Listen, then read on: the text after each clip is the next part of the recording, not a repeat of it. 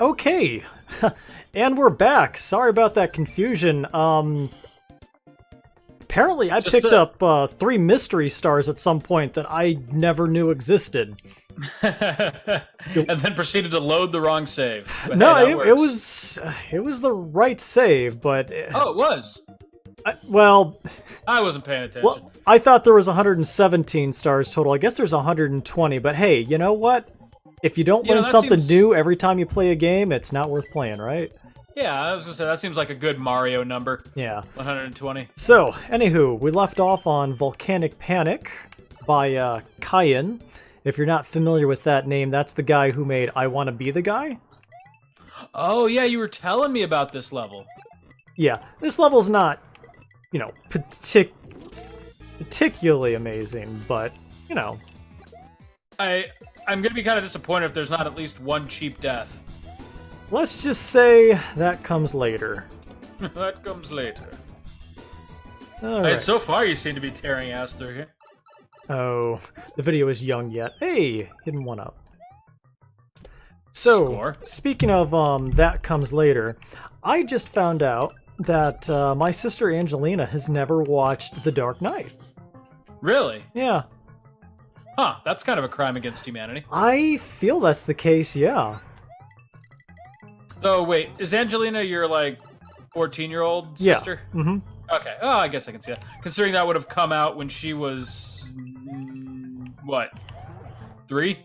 I can't math. I mean, I would assume at some point, like, everybody in that generation would take the initiative to go see it, right? Yeah, well, yeah, that's an 11-year-old movie, so yeah, she would have been 3. I don't know, I mean, maybe it's just me, but, I mean, personally, and you know how I feel about comic book movies for the most part, that is my favorite movie of all time. Oh yeah, that's a damn good movie. Have you seen the trailer for Joaquin Phoenix's Joker? You know, I was gonna ask you about that. I was kind of gonna segue into that via this conversation. I have. Yeah. I would be curious to hear what you have to say. I'm digging it. I'm really liking kind of the low budget feel of it, and it kind of looks more like it's almost like an indie film starring Joker, which is kind of I'm all on board with it. It's decidedly different in tone than the drivel that DC has been putting out over the last few years. I heard Shazam was pretty decent. Oh yeah, I actually want to go see that. Yeah, but anyways, not to Shazam get seems like kind of a departure as well. Not to get too far afield there, but I think there's one more star. Yeah. I watched the trailer, I think 2.5 times for the Joaquin Phoenix film. Yeah. And I didn't know how to feel. I think that's the point. Yeah, I didn't like it. I didn't hate it, but I was thinking about it, and I mean, I guess that's the mark of you know, good art, right? So it has me intrigued enough. Yeah, intrigued is how I would describe myself too. I mean, obviously, without knowing like the whole plot and everything, it's hard to make that kind of a call. But I'm definitely intrigued, if nothing else, and like the whole. I think it's kind of treading new water for a superhero movie, in that you've never really had one that was deliberately a tragedy. Like, you had movies that were so bad that they were tragic. I.e. Suicide Squad, but... Yeah, right. The last Joker movie, yeah, exactly. But in this case, like, they're principally aiming for a depressing look at how a kind of down-on-his-luck nobody becomes the worst criminal in history, which is kind of a really interesting thing. I'm curious to see how I mean, it didn't even... it really didn't even feel like, let's say, a Joker movie. It just kind of felt like a sad clown movie. Like, does it need to be a Joker movie, or can it work as a sad clown movie? I don't know. Well, see, I think that's the point. I think that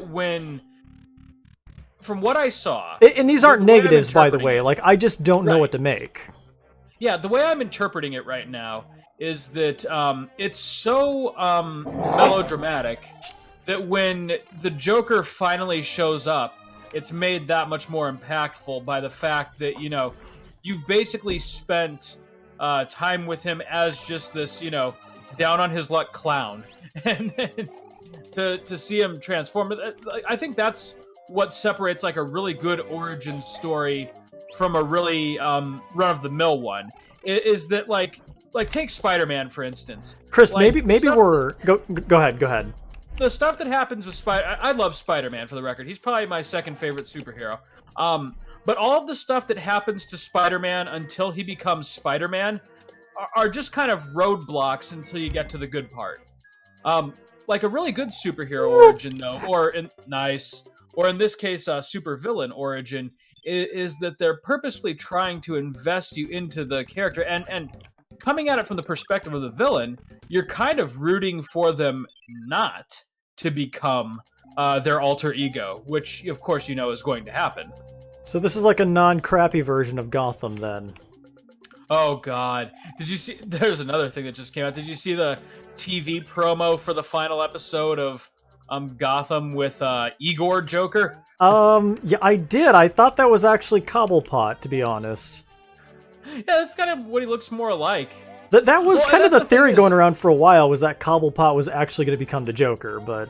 Well, the hilarious part of that whole thing is that even though that villain is, for all intents and purposes, the Joker, Fox doesn't actually have the rights to call him the Joker. So we're never going to get a satisfying moment where, you know, like, skinny Batman shows up on the screen and is like, I've got you now, Joker. It's just this random deformed schmuck. The Jester, yeah. It's me, the Trickster. But anyways, Chris, I think we're missing the whole point here. Maybe this whole Joaquin Phoenix thing, maybe it's not a Joker origin story. Maybe it's a Krusty the Clown origin story. Oh my God! He just comes out of the movie with a drinking problem. I will take that movie. I'm just saying. That's his superpower, isn't it? Abnormal tolerance for substances. Well, Joker never had any superpowers. Right. Well, I mean, that suspension of disbelief for Heath Ledger's Joker, which again, this is not a criticism either, but that guy was practically omniscient. Was that it? Yeah, that was Metal Bowser. That the Metal Bowser. End of Talking Time Brothers quotation marks, but you can't have Cayenne come in and do a stage without it being bone-crushingly difficult. So now we go to the secret world, to the secret level. I Want to Be the Ghost House by Cayenne. No. Have you ever played I Want to Be the Guy? I have. Well, I mean, played it. What? Yes. Right. I could not be more excited right now. This is... God damn it. This is probably going to be the episode, so... So we can get comfortable in our conversation, yeah, right? is what you're saying. And so it begins. Yep. Alright, well, we figured out how not to do it. But we're just going to learn how not to do it 97 more times. So anyways, yeah, like I said, for me being the, I don't know, channel grump when it comes to comic book movies, you know what? Just forget the Switch. I find myself really intrigued. So we'll see. And if nothing else, I'm really, really liking the, what's the word I'm looking for? The aesthetic that the movie captures. So one thing that's interesting about it is we know from the casting that Thomas Wayne, Batman's father, is supposed to be a major character in the movie. Which really? Yeah, which means that timeline-wise, it predates Bruce's becoming Batman. And oh, so I need to save my double jump for there. I see. It predates Bruce's becoming Batman, and so the movie itself, then, like, if Batman is supposed to be potentially set in the modern day, then that would set the Joker's origin roughly in the late 80s, possibly early 90s sort of thing. And they seem to have captured that really well. Like, the way that, like, the kind of cheap, like, thrift store suit that the Joker's wearing and everything, and how kind of, like, early 90s New York run down everything looks. I'm all about that. Now, does that come out this year or is it next year? The end of the trailer said October. Oh, so. Cool. Well then, I won't have to wait 2 years. Yeah, no, it's pretty far along in development. In fact, they finished principal shooting, and another thing that was interesting. I'm really excited actually about the what do you guys want me to do here? Like, whereas with Jared Leto, I really could have given two craps about him playing. Well, the you Joker. knew what Jared Leto was going to be. Joaquin Phoenix, again, it's just that whole. Yeah, what am I looking at? He's kind of like Christian Bale, actually, in a weird way. He's kind of a chameleon actor.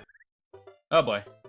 So there was a down arrow up there on the left, I noticed. So the coins formed a down arrow, but then when you hit the block, the vine went up. Maybe it's a ghost door? That could be. Oh, okay, so tell you what. Here's what we do. We get this, and we run with it. Ah. Yeah, there we go. Trixie. Gotta use my man brain here to quote, what was it, Dracula? Yes, brain who is all man. Or wait, no, isn't that how Van Helsing Dracula's Mina? That though she is fair like woman, she have brain like man. Essentially, yeah. Wow, he just kind of screwed you over. No. It was they're talking about how Dracula had was like in a weakened state and how he had like a child brain. Yeah, that's what it was. That's right. But I'm still pretty sure Van Helsing made a comment like that about Mina. He absolutely did, yeah. Were she not soft and fleshy like a woman, she'd have the soul of a man or something. Yeah, right. The will of a warrior. Or like how great it is that she is nurturing like woman, but still has the brain of a man, which made her kind of a rich. That was pretty bad. Oh, gosh. Okay, so now hit it and then jump to the right. Okay, so we just jump through that, all right. There we go. There it is. Piece at a time. Hey, Shrek point. All right. Now what? Now we're at least halfway, right? All the leaves. Ha ha ha! Ho ho! You thought you... Thought you had me. Oh.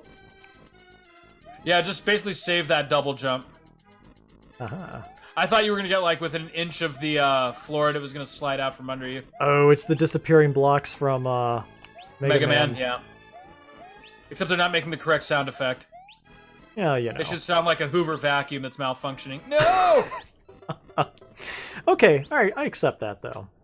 We were close. At least now you know. Yeah, you're doing pretty good. I mean, it's not quite I want to be the guy levels of frustrating. Okay, we got this. So yeah, definitely looking forward to that film, and I'm very excited to see how it turns out. Wait a second. Oh well. I am also. I guess I finally saw Guardians of the Galaxy since it was on cable last week, and I had nothing else better to do. I'm surprisingly looking forward to Endgame coming out now that I guess Captain Marvel wasn't. Was better than since it was better than I thought. And like, you know, so cool. Yeah. I mean, essentially, it's gonna be retcon the movie, isn't it? Yeah, where they just bring everybody back. I assume so. Except for the highest paid actors, but you know. I was gonna say at the very least, if they don't do that, then these upcoming sequels are gonna be very confusing. It's like, no, they stayed dead, and these are just like pretenders. Ooh, all right. There's a trick here, isn't there? There's always a trick. That moon is fucking with you. I can feel it. That's what I thought. Now, how do you avoid that? That's a good question, Chris. That's a good question. Well, we're gonna eat this elephant one bite at a time. Alright, so... Up-de-doo, jumpy-doo. Oh boy, we'll save this for our Borderlands episode, but man, we gotta talk about Borderlands 3. Oh, jeez. Don't get me started. Not yet. Looks like Play the Hits isn't covering that one until April 2020. My favorite comment about that was someone said, oh, a 6-month delay. So you mean a 6-month delay until it's on Steam. There we go. This is going to be the... Oh.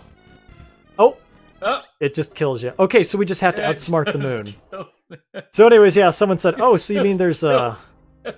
It's 6 months until it's on Steam, so you mean the game has been delayed. Okay. Yeah, pretty much. I mean, like, I'm sorry, I'm sure the Epic Store is just fine, and that their sales and everything and their prices for developers are good at making Steam compete.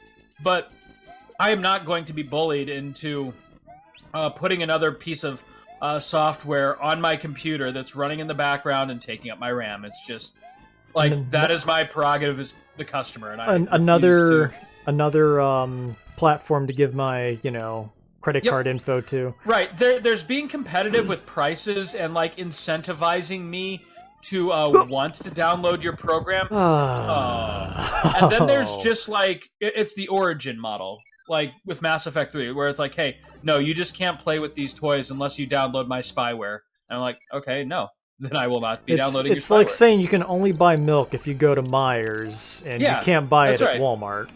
Yeah. But whatever, if nothing else, it gets Gearbox a bunch of free PR, and as I've come to understand, there's no such thing as bad PR. Yeah, that's true. Just by being part of this controversy, people are now talking more about Borderlands 3 than they were a week ago, just by virtue of them screwing more than half of their customer base. It's just... Oh, there we go. Ooh. All right, now what's that thing? It's gonna kill you, isn't it? That is the end of Talking Time Brothers, Chris. That is what that is. That was Talking Time Brothers. You did it, my friend.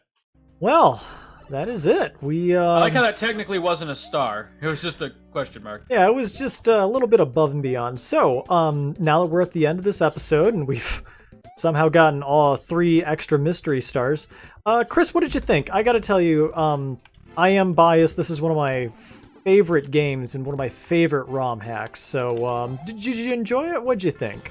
Yeah, it was just kind of... It was basically like Mario with all the Mario rules thrown out the window. And so nothing but fun. I really liked it. I'm glad. Yeah, it's, I feel like it kind of did a really good job of taking what makes Mario fun and then just kind of adding some crazy to it. Yeah, that's exactly right. Yeah, lots of creative levels too, which were fun. I mean, some that were decidedly like very ROM hack looking, or kind of like Super Mario Maker looking, like some of the auto scroll levels and everything. But then there were also ones that were just like really kind of dedicated to the craft in a way that even Nintendo would have a hard time surpassing. Oh yeah. I mean that's why I've always kind of felt this ROM hack, is a little bit even better than Mario Maker, especially with its ease of use. I made a couple levels at some point just for funsies. Oh, nice. But, yeah, so maybe at some point we'll come back and revisit this and do the other 2 entries. But, yeah, as far as now goes, I'm just glad you were able to take this ride with me. Sweet, buddy. Well, hey, next time on Play the Hits, we'll be convening at Borderlands 2 and try to make some serious progress in that bad boy. Yeah, meet us on Pandora. See you then. Yeah, see you next time.